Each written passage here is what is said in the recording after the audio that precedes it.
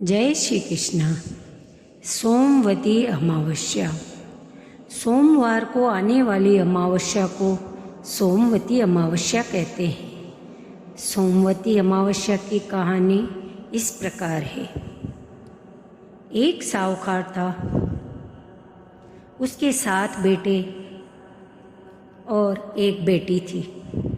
उनके घर एक ब्राह्मण रोज भिक्षा लेने आता था।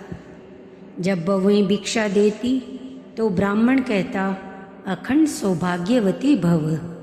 और जब बेटी भिक्षा देती तब वह कहता, खुश रहो फलो फूलो।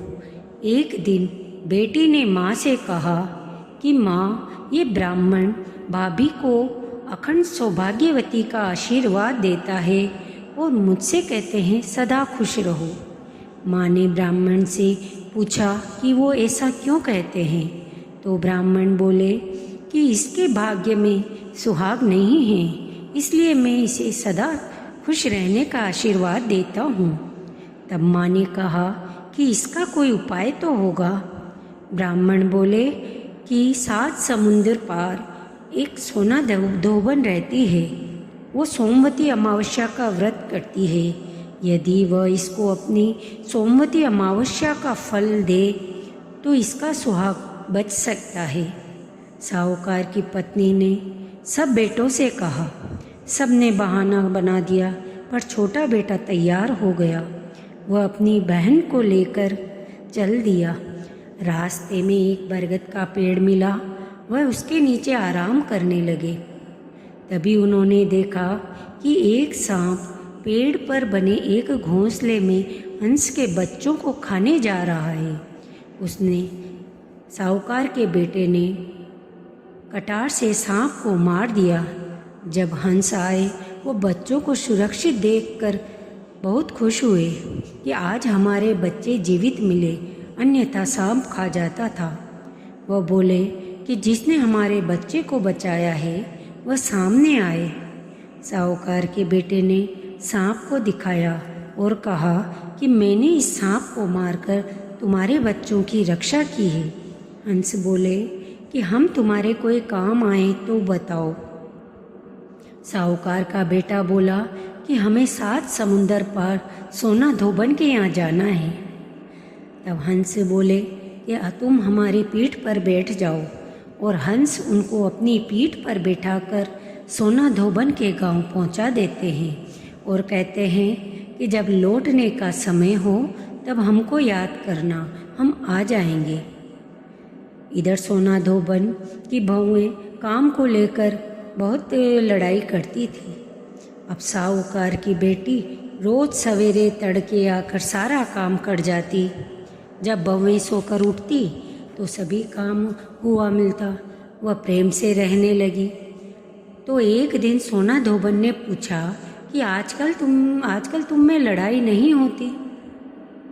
तो बहुएं बोली कि सासू जी, काम को लेकर लड़ाई होती थी, अब हमारा काम हुआ मिलता है सब, तो हम क्यों लड़े। तो सोना धोबन ने सोचा कि कोई मुझे छलने आ गया। आज रात में पूरी रात जगकर पता लगाऊंगी कि कौन रात में आकर सारा काम कर जाता है। उसने अपनी उंगली में चीरा लगा लिया और वह पूरी रात बैठी रही। सवेरे तड़के साहूकार की बेटी आई और घर का सारा काम निपटा कर जब वह जाने लगी तो सोना धोबन ने उसका पल्ला पकड़ लिया और पूछा कि तू कौन है और मेरे घर का काम क्यों कर रही है, तुझे क्या चाहिए। तो वह बोली कि मेरे भाग में सुहाग नहीं है। एक ब्राह्मण ने कहा कि यदि सोना धोबन सोमवती अमावस्या का फल मुझे दे दे तो मैं सुहागन रहूँगी, इसलिए मैं आपकी सेवा कर रही हूँ। सोना धोबन बोली कि तूने मुझे तो छल लिया, पर अब जब तुम मुझसे आशा लेकर 7 समुंदर पार आई हो तो मैं तुम्हें निराश नहीं करूँगी। जब तुम्हारी शादी हो तो मुझे निमंत्रण भेज देना, मैं आ जाऊँगी। दोनों भाई बहन खुशी खुशी अपने गांव आ गए और आकर बहन के लग्न की तैयारी करने लगे। शादी की तारीख पक्की की और सोना धोबन के निमंत्रण भिजवा दिया।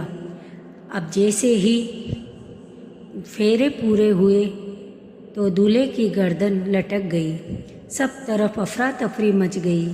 सोना धोबन को बुलाओ, सोना धोबन को बुलाओ। अब सोना धोबन तो वचन की पक्की थी। वह दरवाजे के बाहर ही खड़ी थी। वह आई और जल से संकल्प लेकर कहा, हे सोमवती माता, मैंने जो सोमवती की है उसका फल इस साहूकार की बेटी के सुहाग को मिले और यह जिंदा हो जाए। ऐसा कहते ही दूल्हा उठ खड़ा हुआ। उधर जब वह सोना धोबन अपने घर से आ रही थी तब वह यह कहकर आई थी कि यदि मेरे पीछे से कोई अनहोनी हो जाए तो उसको तेल की नाव में रख देना। अब जैसे ही सोना धोबन ने अपनी सोमवती का फल साहूकार की बेटी को दिया तो उधर उसका पति मर गया। घर वालों ने उसको तेल की नाव में रख दिया जैसा सोना धोबन बता के गई थी। अब जब सोना धोबन शादी पूरी होकर जाने लगी तो साहूकार खूब धन दौलत देने लगा। तब सोना धोबन ने कहा कि मुझे कुछ भी नहीं चाहिए, मुझे तो एक चंवरी दे दो। चंवरी उसको कहते हैं जो मंडप के आसपास से मिट्टी के कलश लगाए जाते हैं। तो वह एक चंवरी लेकर वो वहाँ से चली। रास्ते में सोमवती अमावस्या पड़ी। उसने एक स्थान देखा जहाँ पर शिव जी का मंदिर था। वहीं पर कुंड, बड़, पीपल का पेड़ था। तो उसने वो कुंड में स्नान किया, शिव जी की और पीपल की पूजा कर। एक ब्राह्मण देवता वहाँ से गुजर रहे थे तो ब्राह्मण से बोलकर उन्होंने सोमवती की कहानी सुनी। ब्राह्मण उसको पहचान गया कि ये तो सोना धोबन है और यह प्रसिद्ध थी कि सोना धोबन सोना दान करती है। ब्राह्मण प्रसन्न था। अब सोना धोबन ने पूजा करने के बाद चंवरी के 108 टुकड़े किए और ब्राह्मण को दे दिए। बेचारा ब्राह्मण बहुत दुखी हुआ कि मैं तो बहुत आशा लेकर सारा दिन से यहाँ बैठा हूँ, अब तो मुझे और कहीं से भिक्षा भी नहीं मिलेगी। बेचारा उन टुकड़ों को रास्ते में गिराता जाता, फेंकता जाता और घर जाकर थैला खूंटी पर टांग कर सो गया। जब उसकी पत्नी ने पूछा कि आज भिक्षा में क्या लाए हो, आज तो सोमवती अमावस्या थी। ब्राह्मण ने कहा कि खूंटी पर थैला टंगा है, देख लो। जब ब्राह्मणी ने देखा तो उसमें जो 1-2 टुकड़े चिपके रह गए थे वो सोने के हो गए और वह जगमगा रहे थे। उसने ब्राह्मण को दिखाए तो वह सिर पीट कर रह गया कि ये तो मैं सारे रस फेंक आया, मेरे भाग्य में इतना ही था। इधर जब सोना धोबन अपने गांव पहुंची तो वहाँ उसका पति मरा हुआ था। तो वहाँ उसने संकल्प लेकर कहा, हे सोमवती अमावस्या, जो मैंने ये अभी सोमवती की है इसका फल मेरे पति को मिले। उसका पति झट से जीवित हो गया। हे मेरी सोमवती अमावस्या, सबका सुहाग अमर रखना, सबको राजी खुशी रखना। बोलिए सोमवती अमावस्या की जय। धन्यवाद। कृपया मेरा चैनल सब्सक्राइब करें।